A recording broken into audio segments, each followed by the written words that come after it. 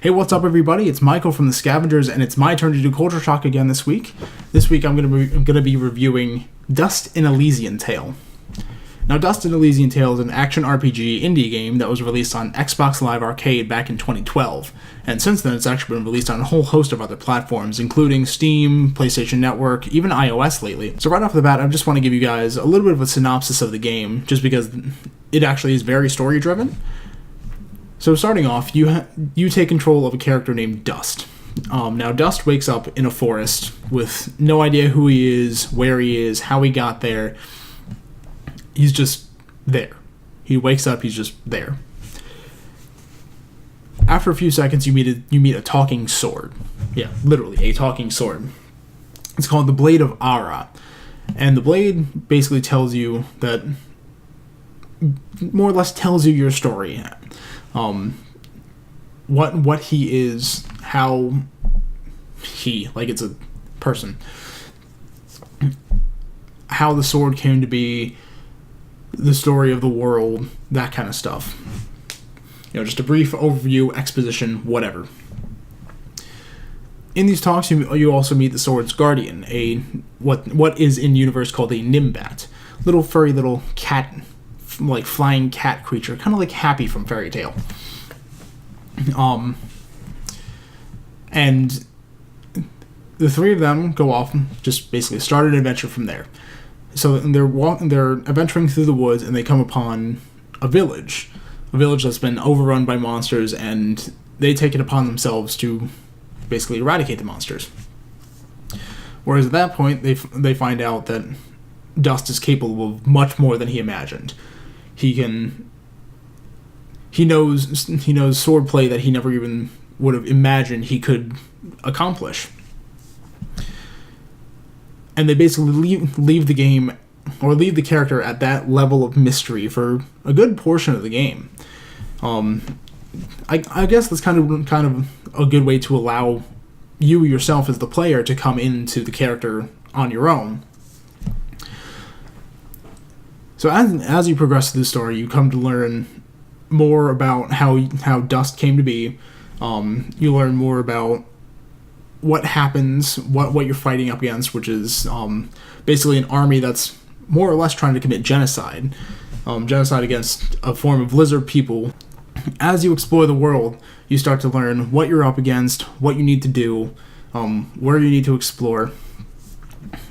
And you come to learn that you need to fight against basically an entire army.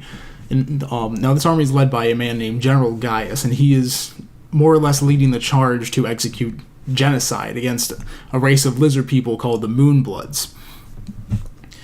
Now the Moonbloods are more or less a peaceful people, so there's nothing really to go after them for. But for some reason, Gaius is just like, nah, they gotta die. Fuck if I know, man. Whatever. So you come in to join that side of the fight, and the Moonbloods tell you what you are. Now, spoiler warning if you don't know the game or if you haven't played it. The Elder Council, or just the Elder rather, of the Moonbloods reveal who Dust is. And Dust to the Moonbloods is called Sen Mithrarin. Yeah, it's a mouthful, right? So Sen Mithrarin is a being with two souls.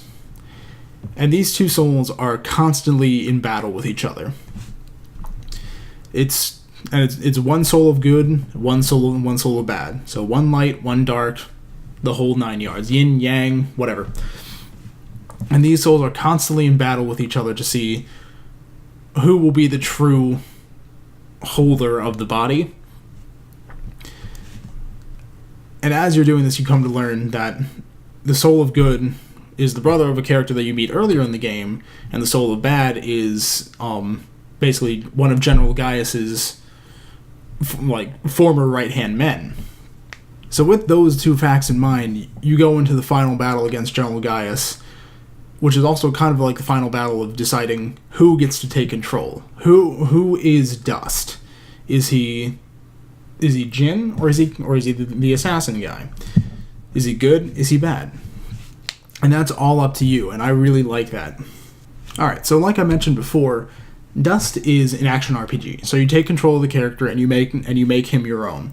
You can upgrade whatever skills you want. You can learn whatever magic you need to, and you can you can play the game however you want.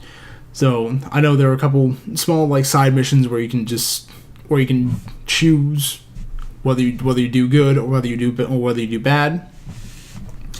And there are a whole host of other side missions that you can take on that will, get you achievements, get you trophies, that kind of stuff. Now, getting into the actual review of the game, I'd have to say one of my favorite things about the game is how well it plays. It is first and foremost more or less a hack and slash game, so it's very easy to button mash, let's put it this way. There are combos, but sometimes they're hard to execute when you're overrun by monsters. But when you do execute them, it's so satisfying. There is also a lot about this game that I just truly love. The environments are so varied and so vast that you can't help but just kind of get engrossed in where you're going, what you're looking at, what background music you're listening to.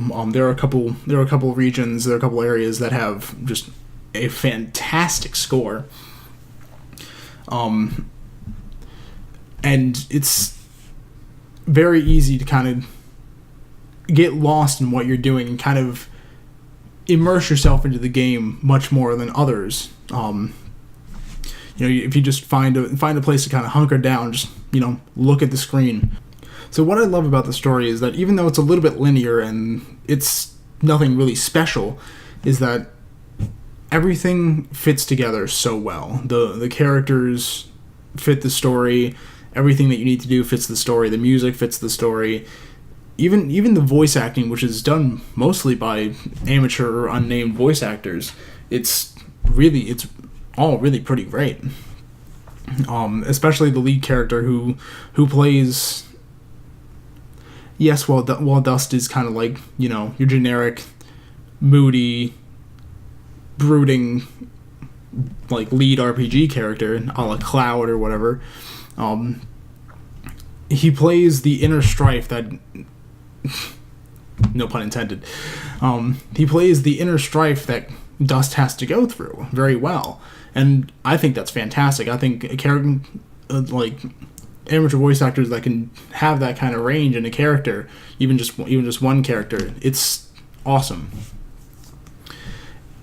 And the way that those characters are portrayed in the story, it's even better because then everything fits together with with the building scores and more emotional parts of the game, and just everything that's going on in terms of the story with the reveal of who Dust is, or the reveal of what happened in his previous life, or all that kind of stuff. As you move through the game, it does get a little tedious, I will say that. There are some things that just kind of get a little bit repetitive. A lot of the time, if you're just kind of exploring, you'll notice that you come up to a point where you can't easily traverse if you don't have either a certain skill set or you don't know a certain button combo to press, or you don't have specific items. There is a lot of backtracking, so you are going to have to keep track of that, especially when you get certain items that will unlock new portions of old areas that you can explore. Side quests are also kind of tedious in their own right. Most of the time, they're really just fetch quests where you have to basically kill a certain amount of monsters, get the drops that they have, get a certain amount of drops that they give you, and give them back to a certain character. So those are a little bit tedious as well. Albeit you can do most of them in just the general progress of the game, but if you want to progress in the game quickly, then most of the side quests you're not really going to be able to do immediately. There are a few side quests that kind of like take you out of the action as well, where you'll be doing something, and then the character's like, "Oh, I need you to find my sheep," and you're just kind of like, "Okay, sure, why not? I'll find your sheep for you, dude." And basically, the sheep are just smattered across an entire region that you have to search high and low, far and wide for, and most of the time they're hidden, but they're not hidden well. You can see them across the map. Yeah, you get the point. So now, while the side quests aren't stellar, I think the main plot and the main story are pretty good. So, like I mentioned earlier, like as you progress through the game and figure out who Dust is, what he did, and how he can be who he is,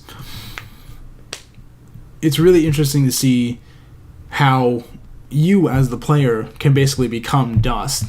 There's not really a lot you can do in terms of, oh, I choose to do evil or I choose to do good, but there are some choices that you can make in terms of conversation with NPCs or conversations during cutscenes, that kind of stuff, where you can choose, say, oh, I would rather take on this personality, or I'd rather take on the other personality.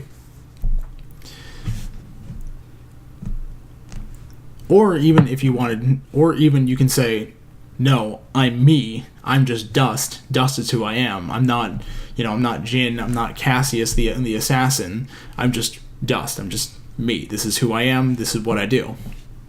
And I think that's a really good choice to allow the player to make, is to say, I want to purely do good, or I want to purely do bad, or I just want to do what's right, what I believe is right, what I believe is the best thing to do.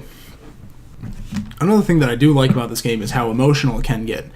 Especially, again, spoiler warning, there is a point in the very end of the game where you actually learn about Dust's past, and the two souls inside of Dust, Jin and Cassius, are complete and total opposites. Like I mentioned before, Jin is the brother of a character that you meet earlier in the game,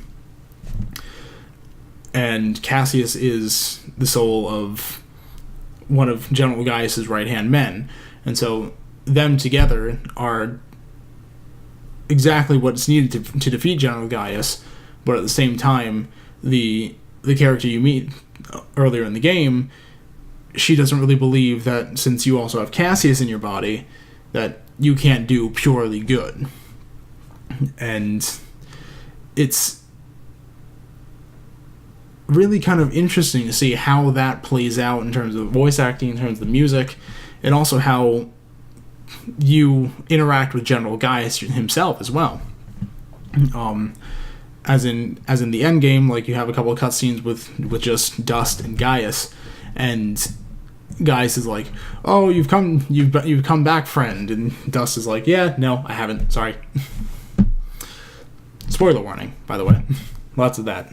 Overall, personally, I'd give Dust a.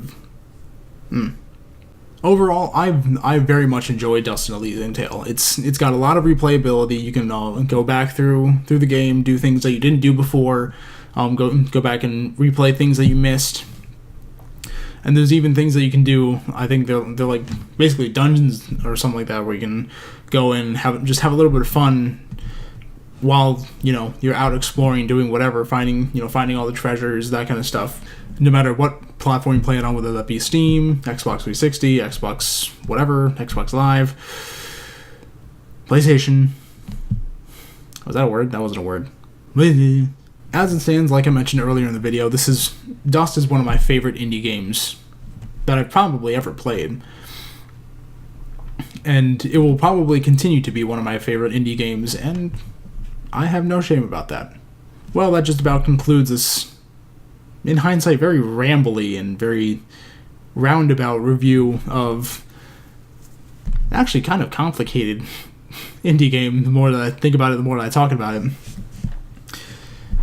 I hope you enjoyed, and I hope you come back next week to watch whatever happens next week. Whether that be another review on a game, or whether that be another review on an album that Colin likes to do. No, I'm not going to say that. Not going to say that. Scratch all that. We'll see you next week. See you later.